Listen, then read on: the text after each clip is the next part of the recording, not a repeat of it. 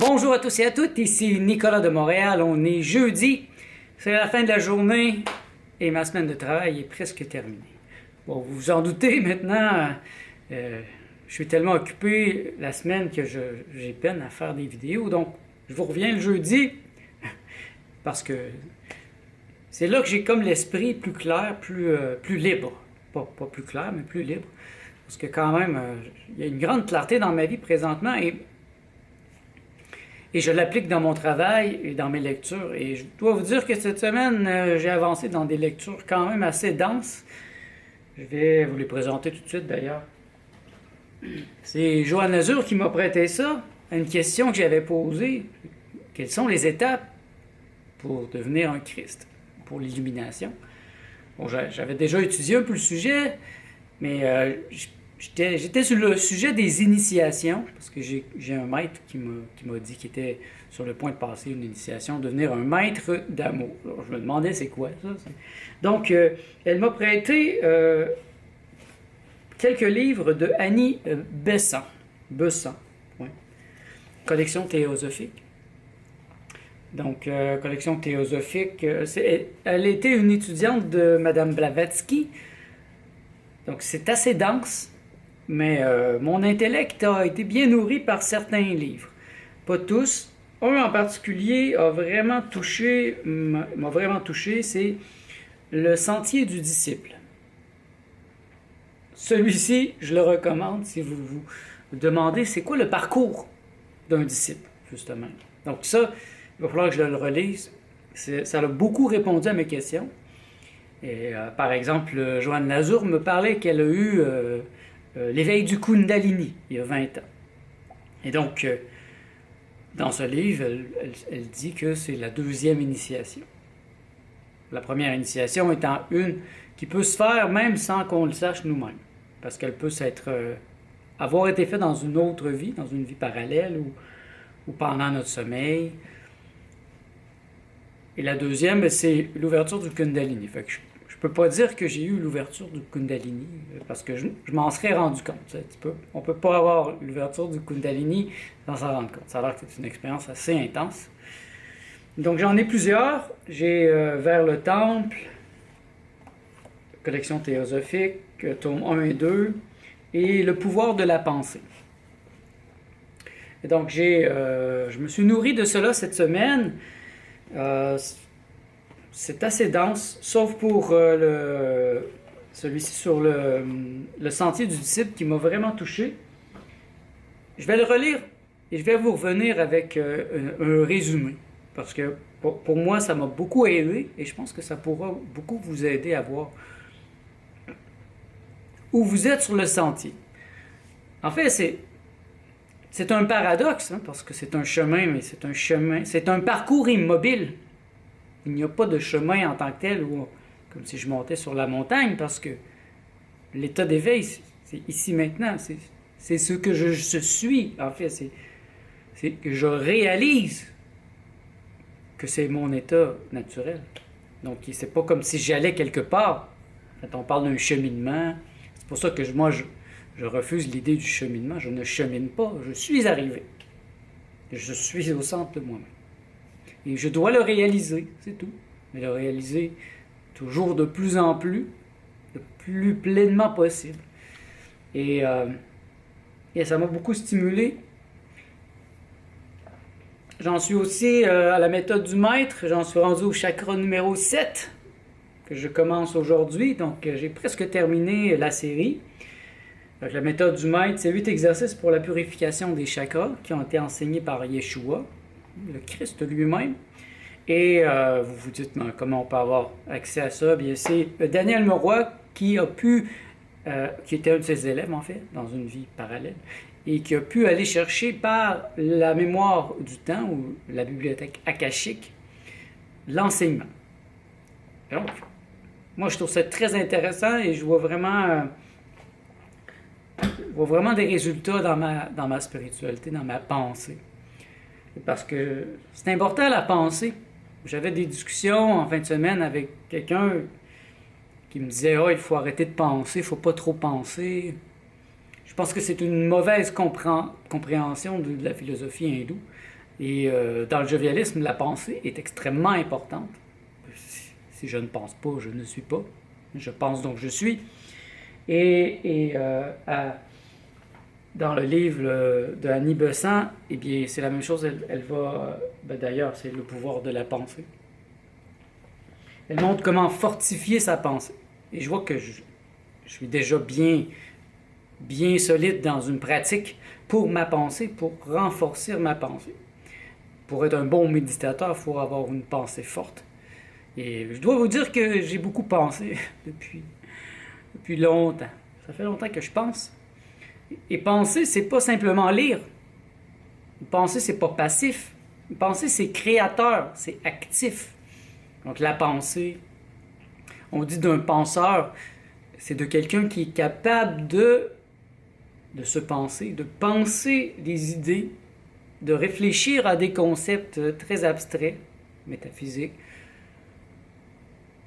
Il y a un aspect de création, bien sûr. Donc je peux prendre la nourriture, qui est peut-être un livre, et prendre 2 fois plus de temps à réfléchir sur les idées qui m'ont été présentées, les retravailler, les agencer à mon propre système de pensée. Vous voyez, pour moi, mon système de pensée le plus de base, c'est le jovialisme, inspiré par André Moreau. C'est mon système de référence le plus solide que j'ai. Bien sûr, à l'intérieur de moi, il y a un système encore plus profond qui est mon système immanent, c'est mon je suis. Donc si j'ai à choisir entre mon je suis et les idées d'André Moreau, je vais toujours me privilégier.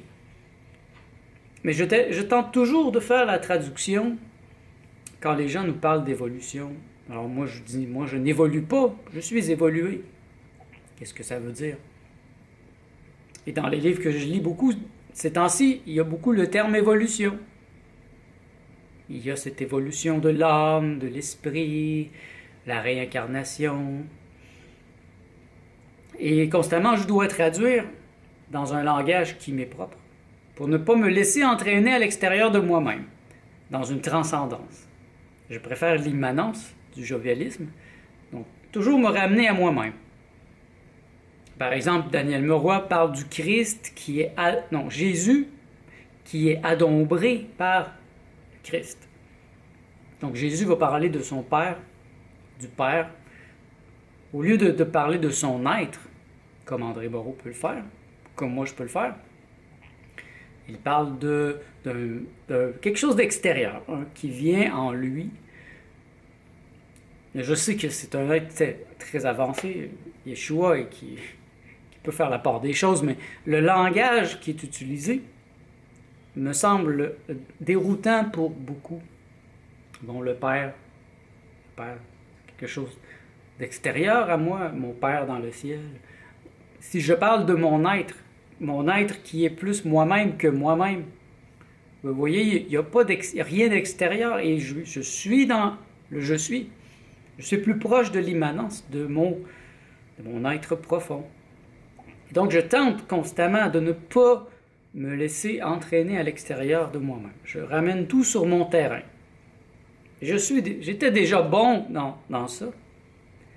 Mais André Moreau l'a développé encore plus dans ma pensée, parce que c'est un maître là-dedans. Et je dois dire que, comme je le dis, c'était fort chez moi parce que j'ai toujours été centré sur mes passions. Je pense, que quand moi j'étudiais en administration des affaires, la majorité des gens voulaient faire de la business. Ils voulaient faire de l'argent et peu importe le domaine. Donc, il aurait pu s'ouvrir un restaurant, un cabinet de dentiste. Ça n'avait aucune importance pour la majorité d'entre eux. L'important, c'était de faire de l'argent. Donc, ils allaient étudier par le marketing, le marché et voir où sont les ouvertures. Et s'il y avait de l'ouverture dans la vente de pizza, ils allaient ouvrir un restaurant de pizza. Moi, j'en avais rien à foutre. Moi, je voulais faire de la bande dessinée. Et donc, tous les enseignements que je recevais en administration des affaires, je les ramenais sur mon terrain. Mon terrain, c'était la bande dessinée. Donc, comment vendre mes bandes dessinées? Comment utiliser le marketing, la publicité, même la comptabilité, pour vendre mes produits, pour faire connaître mon œuvre. Et quand je suis arrivé à Montréal, eh bien c'est ça, encore là, on me disait va travailler, donc sors à l'extérieur de toi et puis perds-toi dans le monde, commence à travailler, tu es vraiment un esclave. J'ai dit non merci, non merci. Je suis ramené sur mon terrain, j'ai demandé l'aide sociale, j'ai ramené tout ça sur mon terrain et je me suis donné du temps pour être un artiste. 24 heures sur 27, non 24 heures sur 24, 7 jours sur 7, pendant 10 ans. C'est mon terrain. Et je fais de même aussi avec mes clients. Je les amène sur mon terrain. Je ne les laisse pas me décentrer. Je ne suis pas un opportuniste. Si un client me propose quelque chose qui ne me convient pas ou qui n'a rien à voir avec mon expertise, je ne vais pas faire semblant. Je ne vais pas prendre le contrat, engager quelqu'un d'autre. Non. Je vais dire, je ne suis pas la bonne personne. Ça ne fonctionnera pas. Et généralement, quand je fais ça, je garde l'espace disponible pour des vrais clients, des gens qui peuvent me faire travailler dans mon expertise. Donc ça travaille fort encore dans ma tête. Toujours aussi la préparation mentale au jeûne qui s'en vient. Ça s'en vient à grands pas, là. Et dans le 1er avril prochain, donc lundi prochain. Là, on en est, moi et Martha, à vider le frigidaire, les couleurs, tout ce qui ne se fera pas en jus, j'en suis à le finir. Donc les tomates, les avocats, les craquelins, le beurre d'amande crue. Je veux tout finir ça parce que moi, je vais être un bon 2 mois sans manger. C'est un 40 jours. Plus 2 semaines de jus.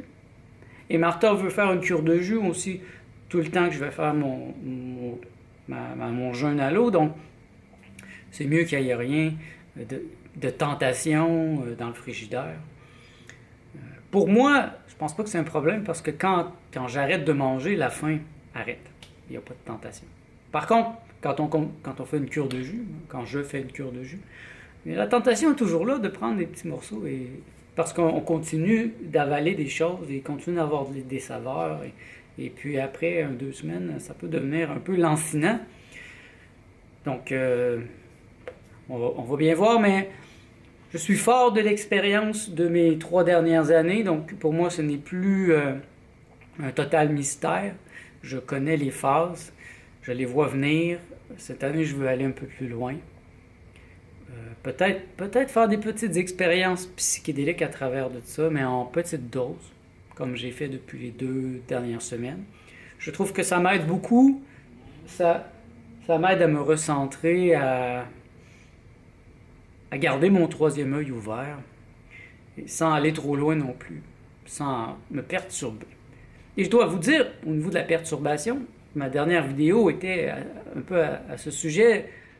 J'avais décidé de faire une cure de télévision et j'ai respecté cette cure. Oui, en effet, je n'ai pas écouté du tout la télévision cette semaine.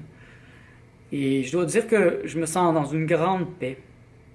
Ouais. Je me suis concentré sur mes lectures, le gym, mon travail, et je n'ai rien laissé me perturber. Rien venant de l'extérieur, comme des émissions violentes, des pensées violentes, des livres violents, des gens violents. Je filtre. Et je pense que ça va me donner une plus grande paix intérieure. C'est sûr qu'on ne peut pas toujours tout filtrer, mais dans la majorité des cas, je crois que c'est possible. Je ne suis pas obligé d'écouter Van Helsing sur Netflix, qui m'amène des visions violentes, des images violentes. Je pensais pas que c'était devenu si violent que ça, mais ça m'a choqué la semaine passée.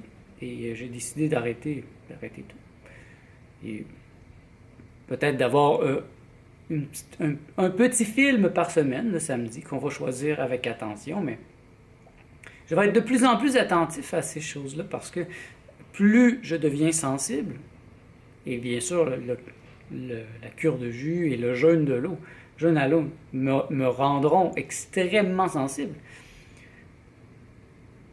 Eh bien, c'est sûr que je dois filtrer au maximum. pour garder ma vibration. Et elle en parle justement dans son livre ici, Madame Besant,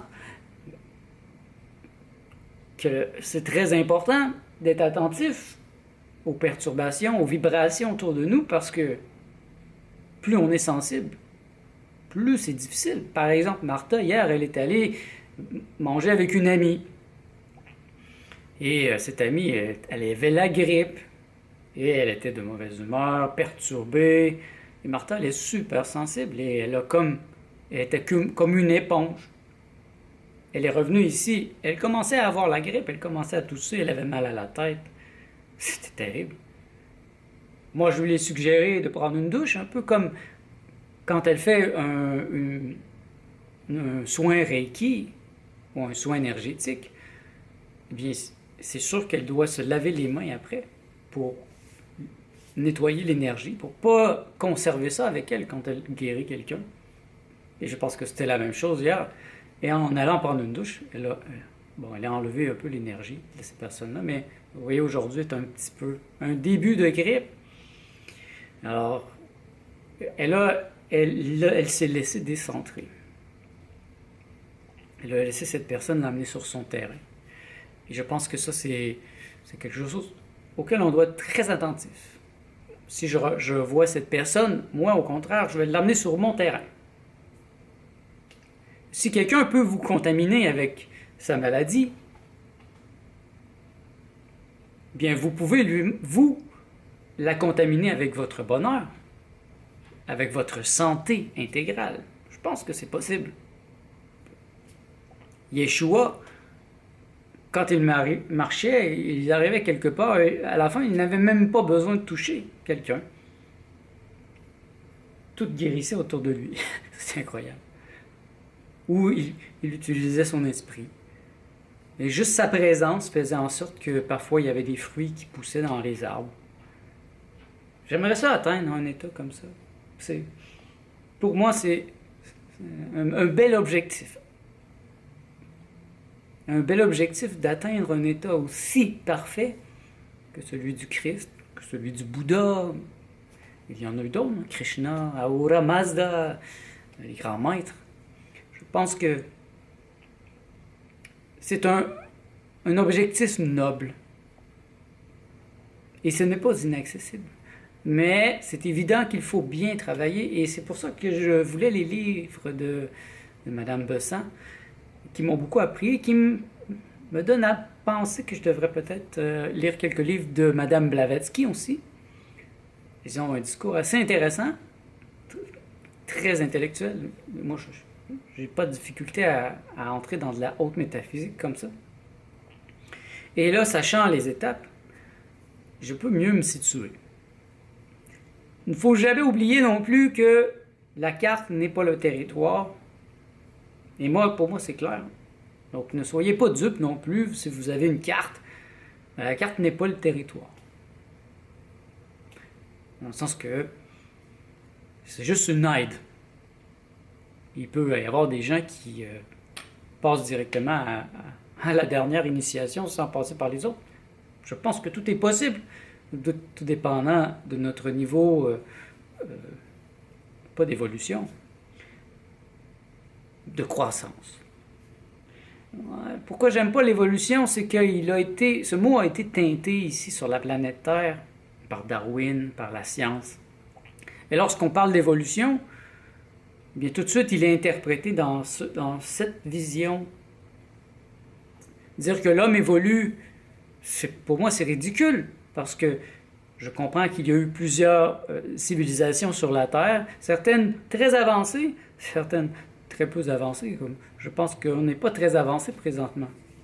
On s'avance dans la technologie, qui est comme une prothèse qui nous amène à devenir des handicapés spirituels, au lieu de développer une vraie spiritualité, une vraie communion. Tout se fait maintenant par des prothèses, par les téléphones, par l'électronique, par la technologie. Je crois sincèrement que la technologie nous amène dans la mauvaise direction. Si vous êtes de ceux qui sont pas capables de se passer de leur téléphone, vous n'allez pas dans la bonne direction, à mon avis. Moi, je me fais un point d'honneur de ne jamais emmener mon téléphone avec moi quand je sors de la maison. D'une part, pour avoir la paix, et d'autre part, pour ne pas recevoir constamment ces ondes sur moi. Ces vibrations, ces ondes invisibles qui quand même continuent d'entrer constamment dans cet objet qui est positionné sur mon corps. Et ça, c'est rien. C'est juste un petit gadget, tous les autres gadgets qu'on a dans la maison. C'est sûr que je ne peux pas faire comme s'il n'y avait pas de technologie sur la Terre, mais je peux filtrer. Je peux l'emmener sur mon terrain et faire la part des choses. Voilà. Alors pour aujourd'hui, je vous laisse à ces réflexions. Je pense que je vous donne ici du beau matériel de réflexion et je vais vous revenir avec des précisions et à propos des niveaux pour devenir un bon disciple, pour recevoir l'enseignement des maîtres. Puisque c'est mon objectif d'être capable de recevoir l'enseignement des plus grands maîtres, les maîtres ascensionnés, et les entendre, les comprendre, être digne de leur attention, être le meilleur élève possible. Et un élève est un maître aussi. Hein? Un bon élève devient un maître, et est un maître en même temps. Élève et maître de soi-même. Voilà. Merci d'être à l'écoute. On se revoit dans le prochain vlog.